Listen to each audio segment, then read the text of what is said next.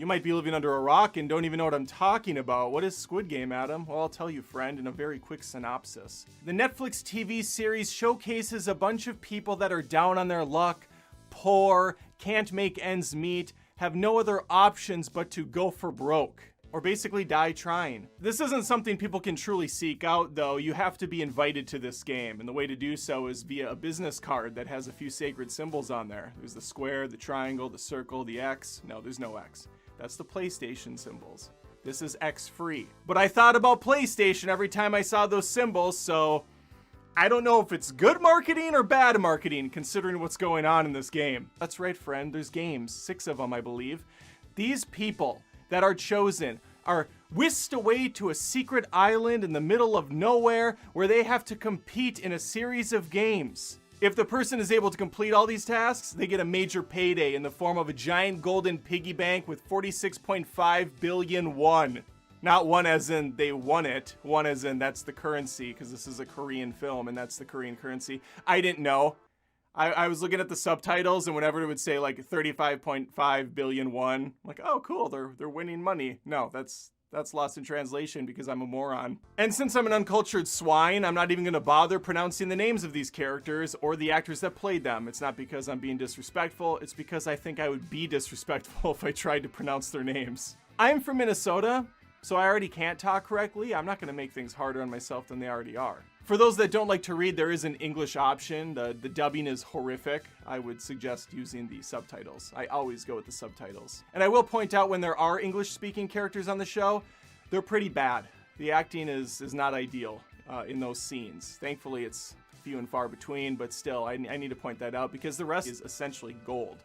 It's one of my favorite new shows. If this continues, which I'm sure it will because it's doing really great numbers for Netflix, I just see this getting better and better. That said, the show does wrap up very nicely at the end of the 9 episodes. There is room for growth for sure, but you could go away from one season and say, I got my fill, this was phenomenal, let me move on. Or rewatch it like I'm doing already. The games are the best part by far. They're playing all of these childhood classics in different countries, including some that I'm familiar with like Tug of War and Red Light, Green Light.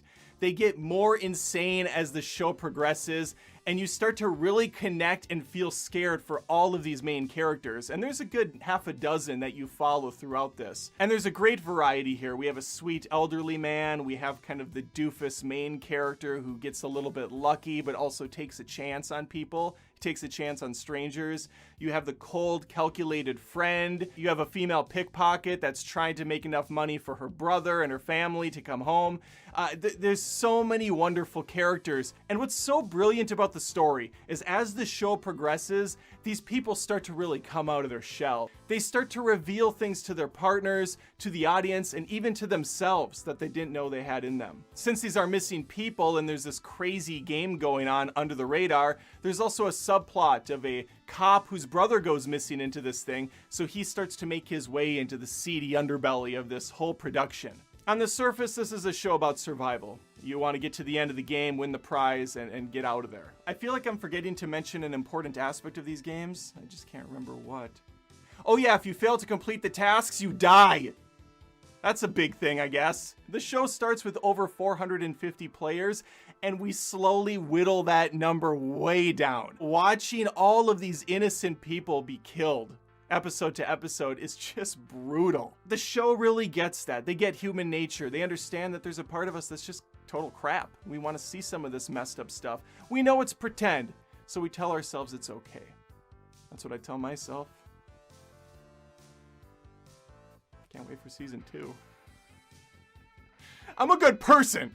Underneath that top level story, and you don't have to dig down far to find this, is the real message here, which is one of inequality. It's a story of the uber rich and the ultra poor, and how they come together and clash with one another in this insane contest. The show is not for the faint of heart. There's tons of blood, there's tons of violence, there's tons of killing, there's some organ donation going on. And if you don't like sweating, ooh, you shouldn't watch this one because there's lots of sweating. Sweating on food, sweating on each other, sweating through clothes. There's sweat on sweat action. I mean, it doesn't sweat the small stuff. If you don't have a problem with that sort of thing, then hey, don't sweat it. Alright, I'm done with these awful puns. And I think I'm done with this review. Squid Game is ultra hyped right now, and sometimes that can be a scary thing. For instance, in the past, Twilight films were ultra hyped. 50 Shades of Grey was ultra hyped. This show deserves all the praise it's getting right now. It's easily the best thing Netflix has come out with in some time. Not that that's saying much. Their movies are atrocious for the most part. Their shows, decent. This, though, is top tier. If you haven't had a chance to watch it, this is my glowing recommendation to do so now. If you have seen it, let me know in the comments what you thought. Agree, disagree. Like the video if you had some fun.